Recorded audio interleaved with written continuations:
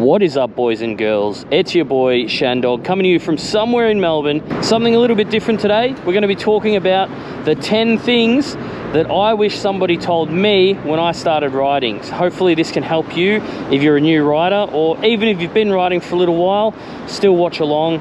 You might be able to add some of your own experiences in the comments as well. That'd be really helpful for anyone who stumbles across this video. But before we get into that, we need to go somewhere else because it is a lot louder here than I thought it was going to be. Now you might be watching the video and thinking to yourself, hang on a minute, it doesn't look as crispy, it doesn't look as cinematic as it normally does. Well, that's because I, being the dumbass that I am, managed to break my ND filter, and it was my only one. So I have actually ordered one, it's coming, and then hopefully by the next video or two, it'll be back to looking pretty good. So just keep that in mind at the moment. If you're wondering why it looks a little bit jittery, or you know, there's no motion blur or anything, that's the reason. All right, I've come to a nice lake. It's pretty quiet here. Let's see how it goes.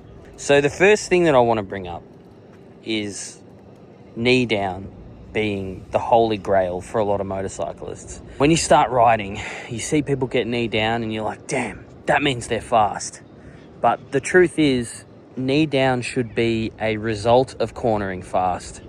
It should not be an indicator of cornering fast.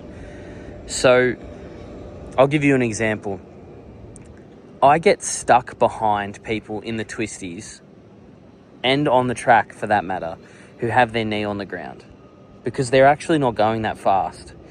Now, that doesn't mean that everyone who gets knee down isn't going fast. It just means that they're going about it the wrong way. So if you're getting into riding, or even if you do ride already and you go to a car park and you practice to get knee down and all that sort of stuff, yeah, it's cool. And yes, knee down can help you in some ways. Like, it can be a gauge for how far you're leaning over. And if you can touch your knee on the ground and then bring the bike down to you, that might be a way that you can learn how to get maximum lean angle. But the thing is, it's not necessary. You don't have to do it.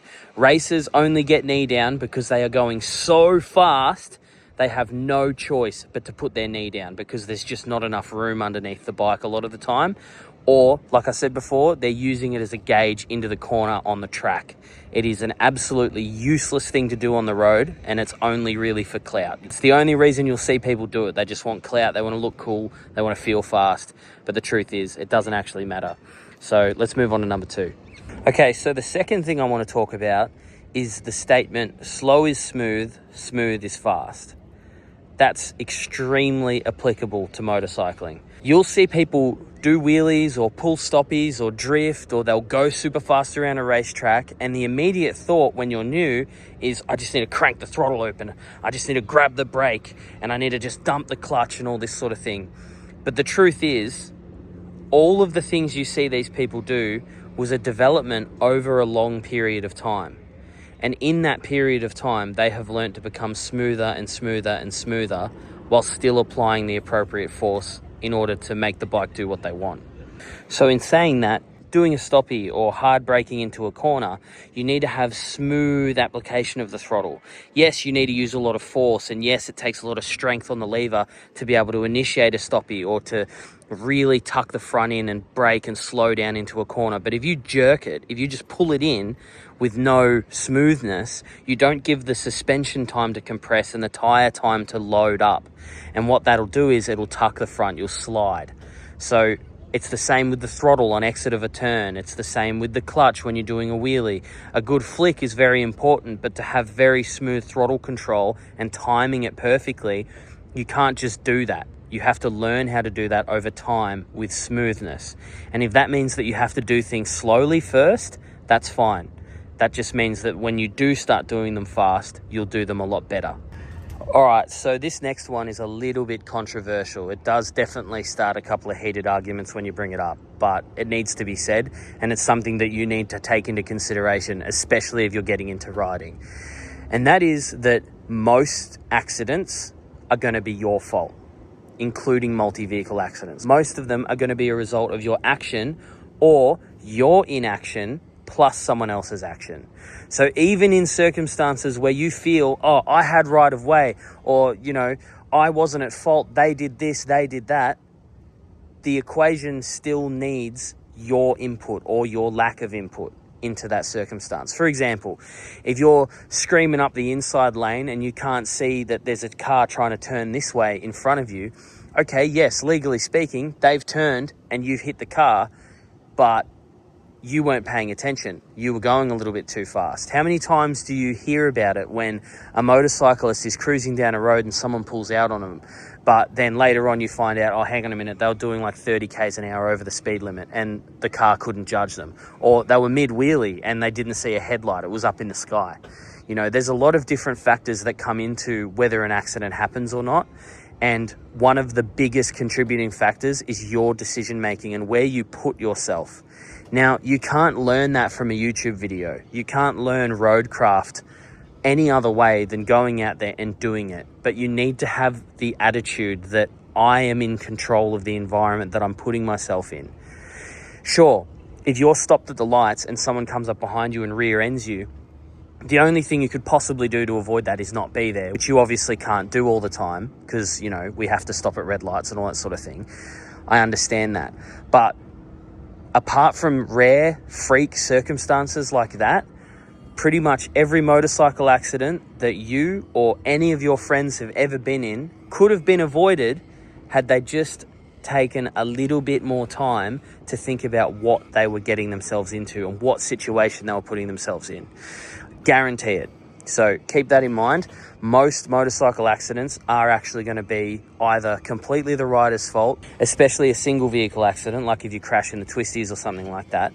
But even with other vehicles involved, you still play a massive role in whether or not you're actually going to be in the accident or not. And that's something that a lot of people don't like to hear. And that's a pill that's very hard to swallow for a lot of people, but it's important that you understand that. So the next point on the list is you don't need a 600 or a 1000cc bike to have fun.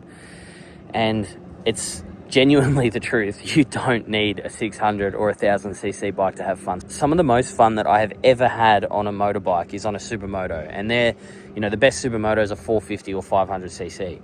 There's no need to get a 1000. There's no need to get a 600. I know they're nice. You can want one and you can get one and have a great time on it. But the thought that a lot of riders have when they're about a year into riding or so is, oh, I've outgrown my Ninja 400, or, you know, oh, I've outgrown my R7. I'm going to go buy 1000 because I want the Instagram clout and I want to go fast and all this sort of stuff. Well, okay, maybe go do some track days and get as fast as you can on the R7. Because I guarantee you, there's a number of people out there on R7s or Ninja 400s even that will absolutely smoke you if you're riding a 1000cc around a racetrack, around twisties, on the street, filtering, any of that stuff. I know that in other places in the world it's not like this, but here in Australia, you need to be riding for 3 years and 3 months total before you're allowed to ride anything like a 600 Supersport or a 1000cc bike.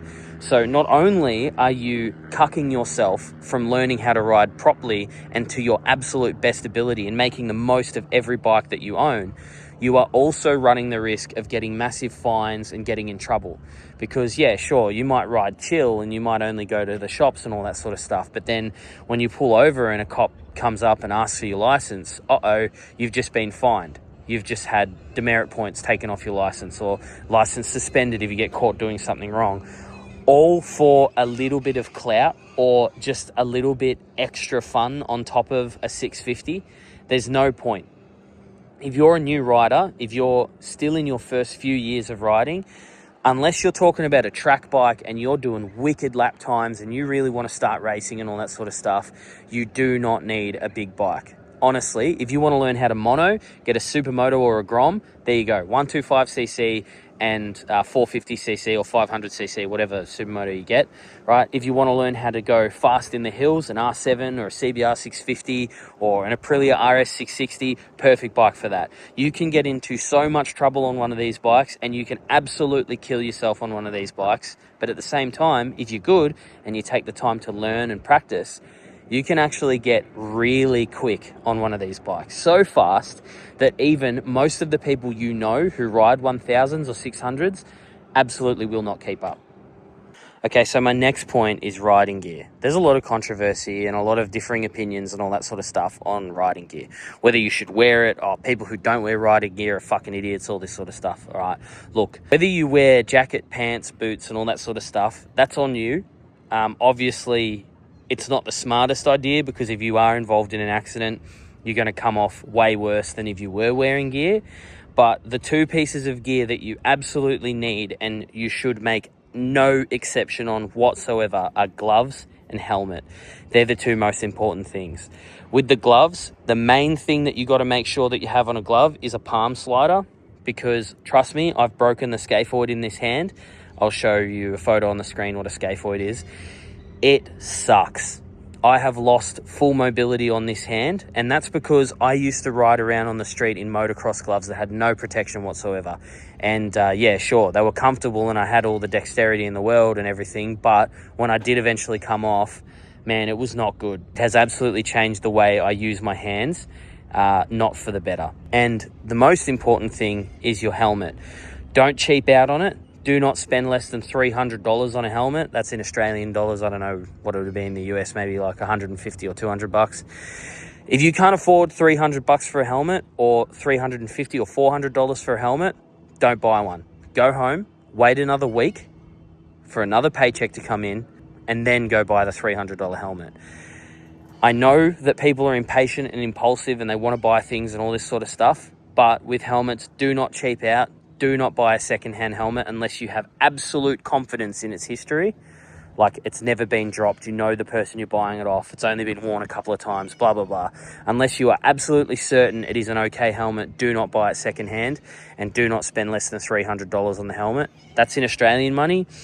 It's different overseas. I don't know how many euros, or, I don't know what the helmet prices are like in other countries. But here in Australia, don't spend less than $300 on a helmet. If you can't afford a helmet that's 300 bucks, wait another paycheck and then go buy it.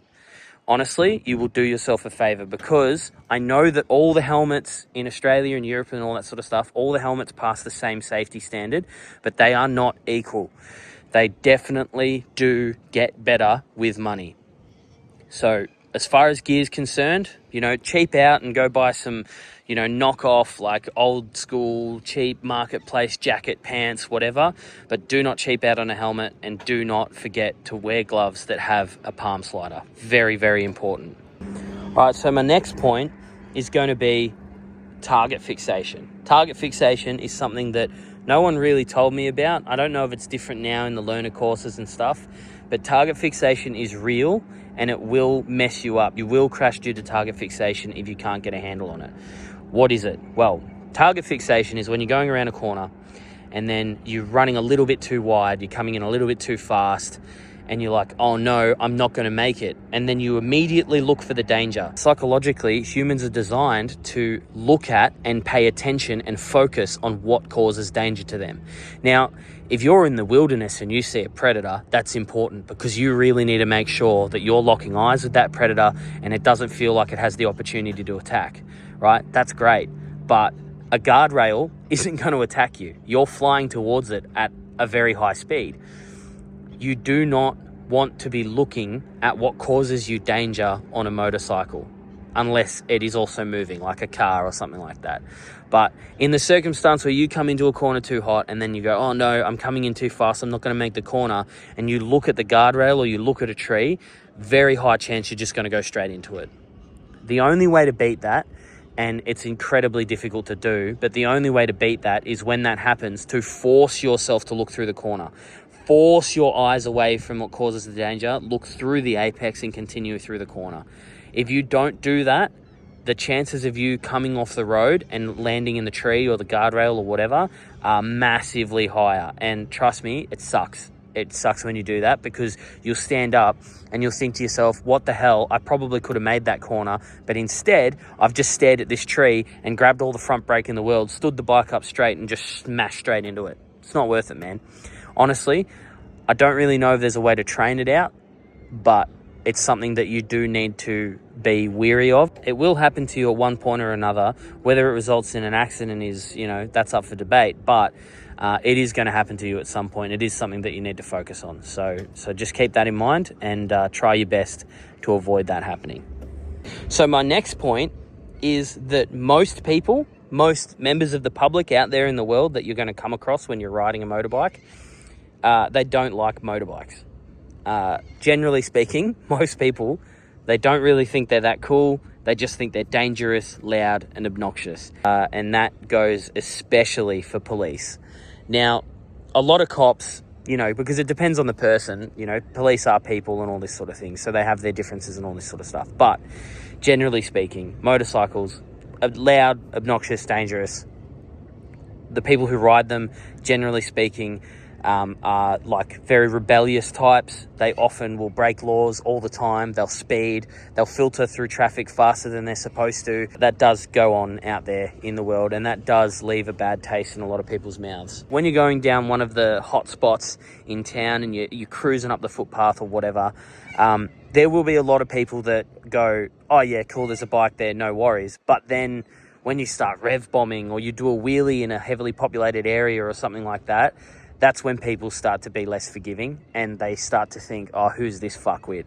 And like I said, that goes for police, that goes for everyone else who doesn't ride. That's literally the way it is. And another thing that you may not have considered is that motorcycles are a police magnet in general, let alone sport bikes, especially R7s.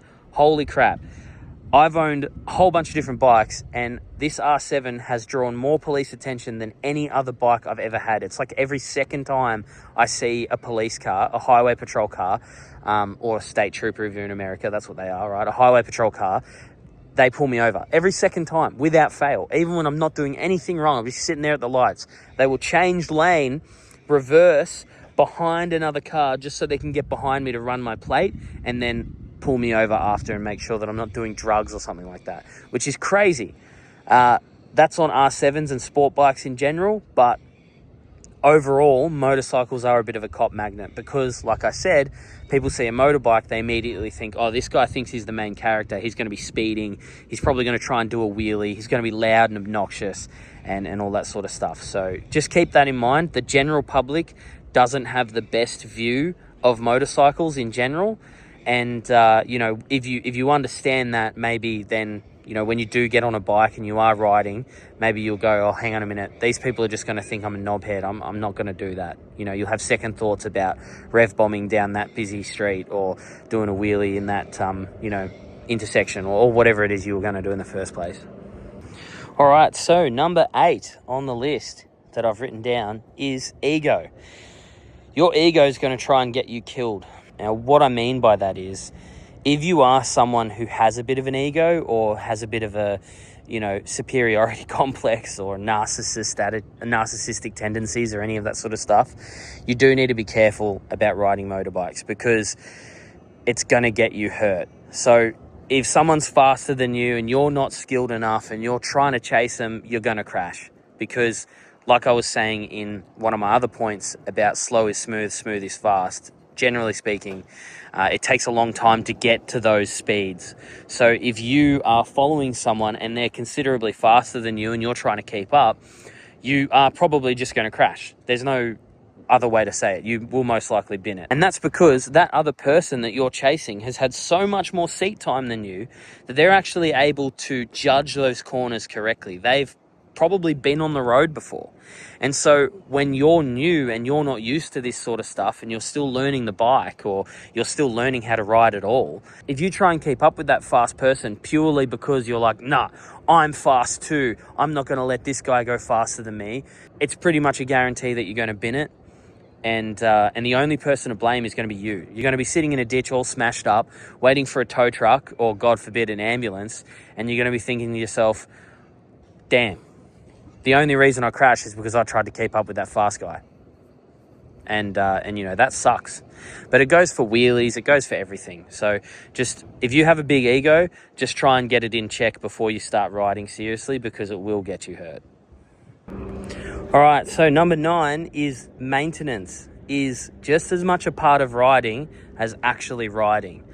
The reason I say that is because this isn't like a car. You might use it like a car. You might use it to get to work. You might use it to go to dinner and all that sort of stuff. And it may even be your only vehicle. But a car won't punish you as badly as a motorcycle will for a lack of maintenance. And what do I mean by that? Well, I mean tires, chains, sprockets, fork seals, brakes, etc.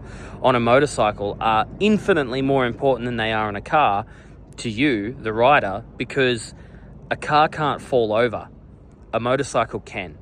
So if you're riding down the road and, you know, your chain snaps or comes off the sprocket and flicks around and locks up the rear wheel, you're fucked, pretty much. And then, okay, same thing. If your tire pops because you haven't checked it and it's on low tread and now that's it, you've got a flat tire, what are you going to do? Well, you have to pull over very quickly or else you're going to bin it. And if it happens on the front tire, forget about it. That's it. That's pretty much game over. You pretty much cannot ride on a flat front tire. You know, so stuff like that is very important to keep in check. And doing these little checks over and over on your bike is very important. If you want, leave a comment. I'll do a video on pre-ride checks that you can do. But generally speaking, it's important to make sure that you're on top of the maintenance because this will kill you if you don't maintain it. It's as simple as that. You will either have grievous bodily harm or you will die because you haven't tightened your chain or checked your tires or looked at your fork seals. You know, like if the oil comes out of the forks and gets on the brakes and you just don't have any braking power anymore, well, good luck, mate. You know what happens when a motorcycle hits something at speed because it can't stop? Nothing good. The final point that I'm bringing up today is fear. So a lot of people think that, oh, I can't wheelie because I'm scared. Oh, I can't go fast because I'm scared. Well, the truth is that even when you do go fast, you're still a little bit scared. And even when you do know how to wheelie and you drop back, sometimes you're still a little bit scared. The fear never really goes away. And it's a good thing that it doesn't, because if it did, you'd be a psychopath, and that's not good. We don't need any of those on motorbikes.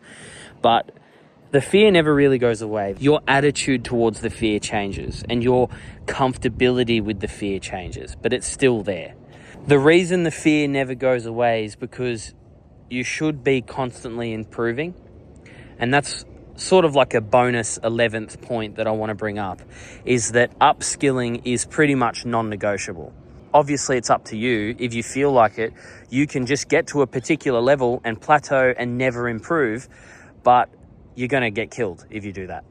The thing about motorcycling is that the ceiling is infinitely high when it comes to the ability of a motorcyclist. You can't clock motorcycling. It's not a video game that you can 100%. You will always be able to improve, and you should always be looking for that improvement. Whether it's in your decision making, whether it's in your riding ability, it's something that you should always have at all times when you're on a bike. You should be constantly looking for that improvement, because that improvement, that constant thinking about it, is going to keep you fresh and keep you active.